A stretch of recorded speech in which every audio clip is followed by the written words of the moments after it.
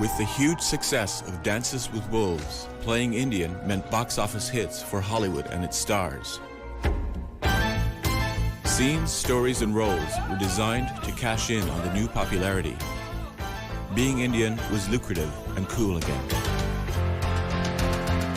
Half-breed, that's all I ever heard. Half-breed, how I learned to hate the word. Oddly enough, this resurgence of the Western bankrolls the birth of independent native cinema.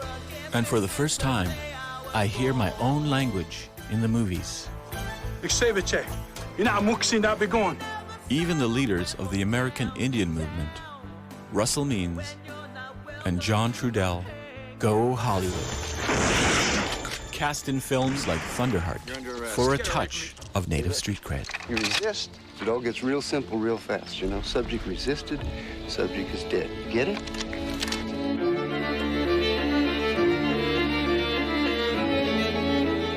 The government wiped out the political movement by the 80s.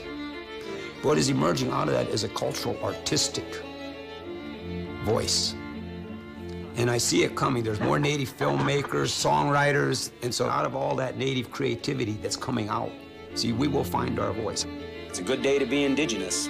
It's 45 degrees in the sun.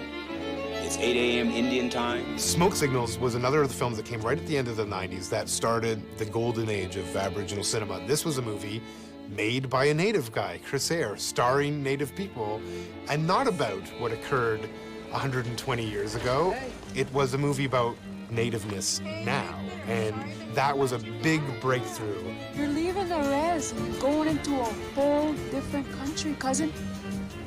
But it's the United States. Damn right it is. That's as foreign as it gets. Hope you two got your vaccinations. Maybe all we need is a good laugh. Maybe that's all we need as a people, is a good laugh. And I think Evan Adams, you know, was really the center of that. Nobody can help us. No Superman, no Batman, no Wonder Woman. Not even Charles Bronson, man. I was watching Evan perform, and I said, Evan, what are you doing? I go, what are you playing? Because I could never place it. He had this Indian humor and goodness to him. And he kept it the whole time we were shooting. I said to Evan, I said, no, what's going on? What are you doing here, you know? And he told me he was playing his grandma.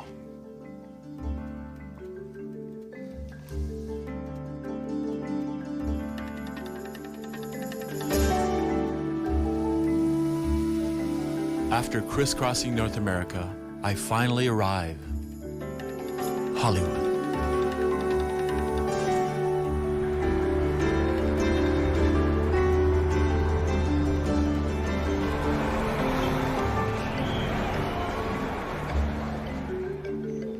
Living in the Hollywood Hills is one of today's most successful native actors, Adam Beach. The perception of who we are in Hollywood has a lot of respect because they are still fascinated with who we are as a culture, as a people, throughout history and stories they tell through film, which is great because it really teaches a lot of people that, you know, we have something to offer to the world.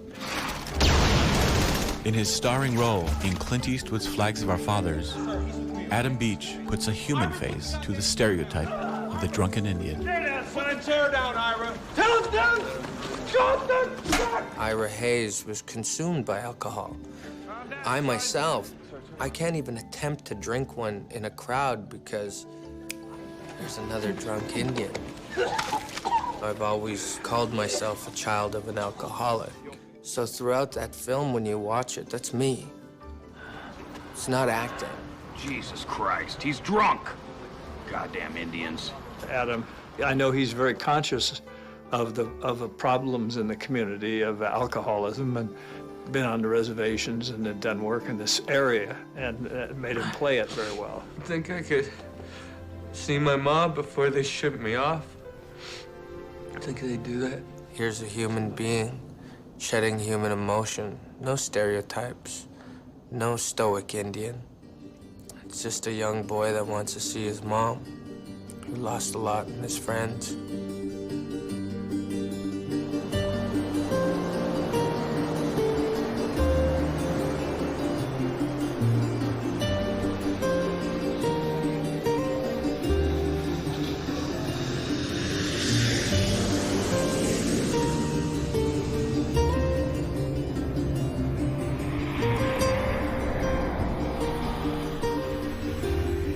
I'm at the end of my quest, back up north in the high Arctic community of Igloolik. After traveling across America, the answers were here all along.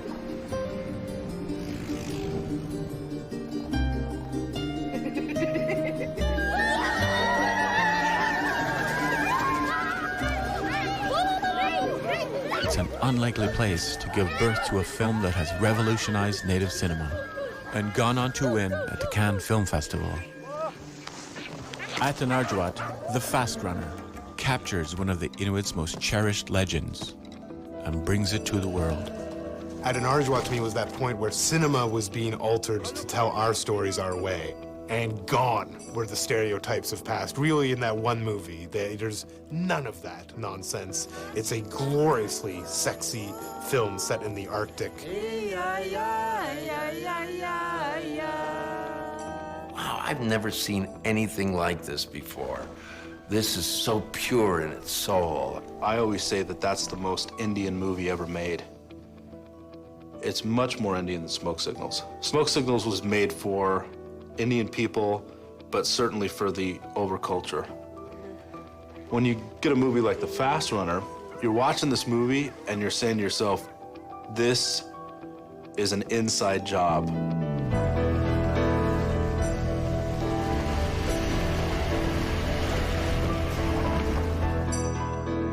Outside of town, in his hunting cabin, I meet the director of The Fast Runner, Zacharias Kuna.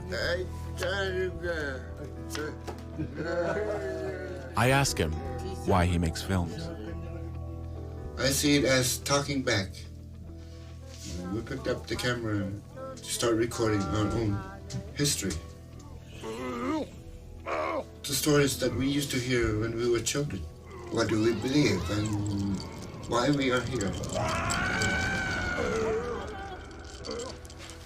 As his elders pass on, so does their knowledge. Zach is in a race against time. I had a problem. I went to a romantic scene where two people were kissing, French necking, but French necking is not our culture. And so we're making this story. I'm sitting down with the elders, asking them, how did you get married? What is Inuit kiss like? And that's what we've been using the camera for. How much trouble they went through to get us here. To capture it now, because 10 years down the road, most of the elders will be gone. The most compelling moment of his film is when the Fast Runner runs. The enemy arrives and with lances try to kill everybody under the tent, and you have blood all over. So you have a metaphoric naissance when out of this blood patch, this bear man arrived and ran freely in the sun. That's the new cinema. That's the image of the new Aboriginal in North America. You have a native guy running across the ice, naked, through the water, in the snow. And as a director, I'm sitting there and I'm saying, that's not an actor, because an actor wouldn't do that. Natar Ungalak, who plays Atanajad, he knows the story. He knows that he's going to have to run naked across the ice in this movie. That's the iconic image. There might be all kind of other things we can change in this film, but we can't change that. We had a props genius make up fake feet. The fake feet tore up right away. Running on ice is not smooth. It's very abrasive. So you got to film that maybe 50 times. The actor was so committed, responsible to the requirement of his role, which is an iconic legend in his culture, that he was willing to do things that, you know, most people, even if they were willing to do, maybe couldn't do.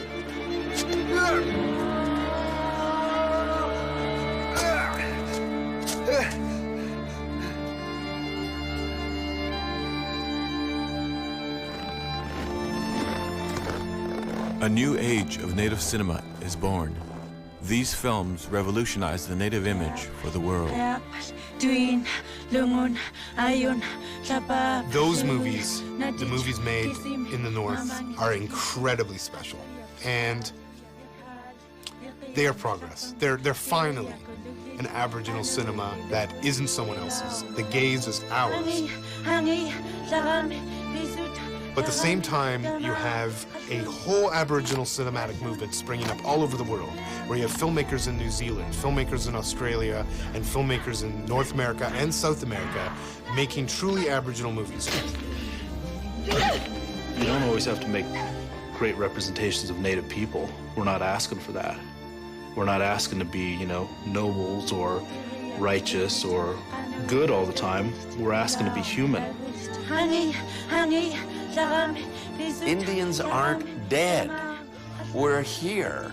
We're vital. We got something to say. We got something to play. To see it come in my lifetime is very empowering for a culture. We can't describe the importance now. They'll be described years from now by critics far probably more important than me. They will talk about, I think, what those movies have meant.